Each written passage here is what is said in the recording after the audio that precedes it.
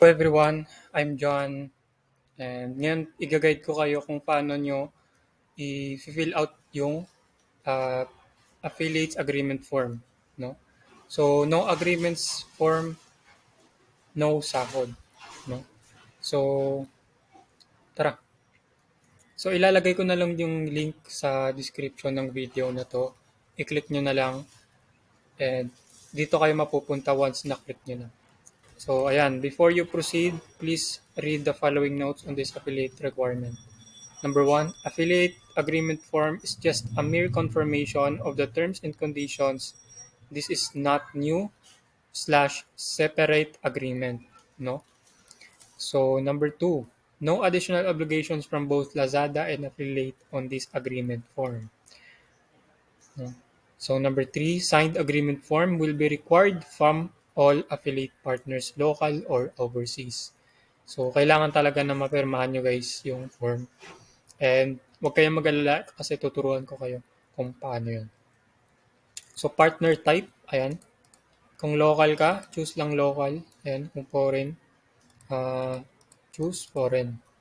So dito guys, ilalagay nyo lang din yung pangalan nyo. Affiliate email address. Ito guys, crucial to guys. No? Ang affiliate email address, um, dapat yung ginamit yung email address para sa affiliate account nyo, ganun din dapat yung ilalagay nyo dito. So, bawal yung ibang email account or email na ilalagay mo dito kasi paano yan madedetect ni Lazada kung iba yung email na nilagay mo. So, dapat yung nilagay mo sa affiliate account mo, ganun din dapat dito sa agreement form. And guys, kapag nalagay nyo na yung email, ang next na natin na gagawin is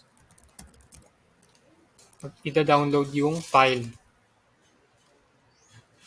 No?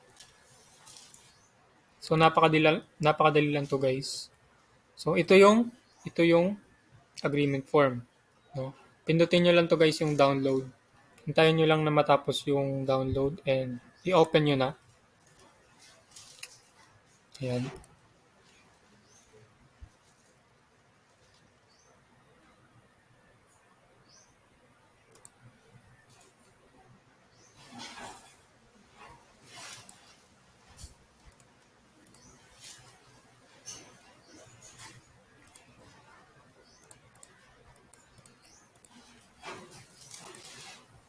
And pwede din pala guys na hindi niyo na pala i-download, no?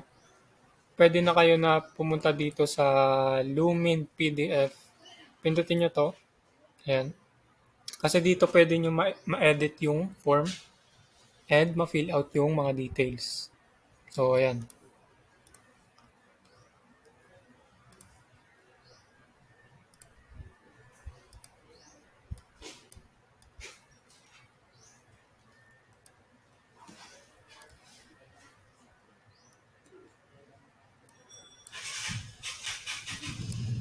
So, ayan guys. Pindutin nyo lang to yung, yung free text. No? And, maglagay kayo dyan ng kung ano yung kailangan na details. So, double click and erase. And dito naman guys, sa registered address, kailangan nyo dyan nilagay is yung complete address nyo, yung permanent address nyo, kung saan kayo nakatira ngayon. No? And ganun din po sa billing address. Hindi ko na ilalagay dito yung address ko kasi for security reasons. And dito naman sa email address, I think very self-explanatory na to, no? So, ilalagay nyo lang dyan yung email address nyo. And by the way guys, pwede nyo siyang i-resize.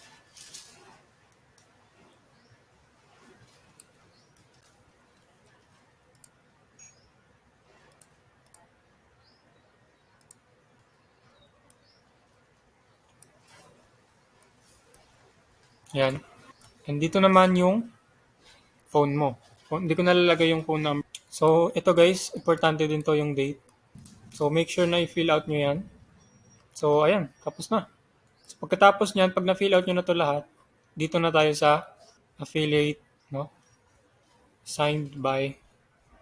Dito na kayo pipirma, guys. So, para pumirma, ang kailangan niyo lang pindutin is itong marker, 'no.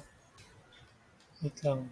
So, puwede niyo na din itong i-save, 'no. For example, 'yan. Pindutin niyo 'tong freehand kung pipirma na kayo, 'yan. And then,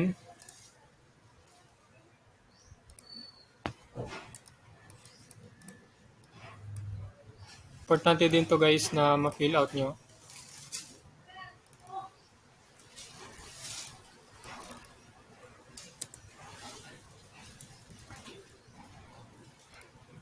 'Yan.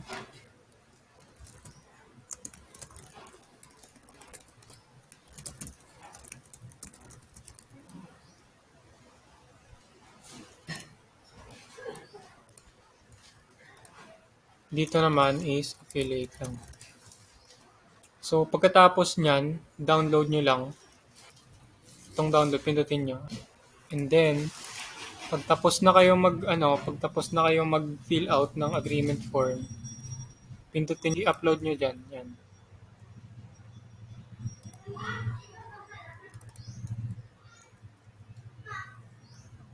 Yan. So, pagkatapos niyan, additional notes. Number 1, affiliate agreement form will be required from all partners, whether individual or company from local or overseas. So, required talaga siya, guys. Hindi pwede na hindi kayo magpasa nito kasi required talaga siya. For non-BIR registered individual partners, signed affiliate agreement for will be strictly required before any payout disbursement. So kung wala kayo nito, guys, hindi talaga. So, pagkatapos niya, tapos na. So, yan lang yung video natin ngayon, guys. I hopefully nakatulong ito sa inyo para makapag-payout kayo dahil alam ko na marami sa inyo na hindi nakaka-payout. So, hopefully yung video na to na nasolusyonan yung mga problema nyo. Video, guys, para makatulong. And subscribe and follow me on my Facebook and para updated kayo sa mga videos natin, no? So, and thank you, guys.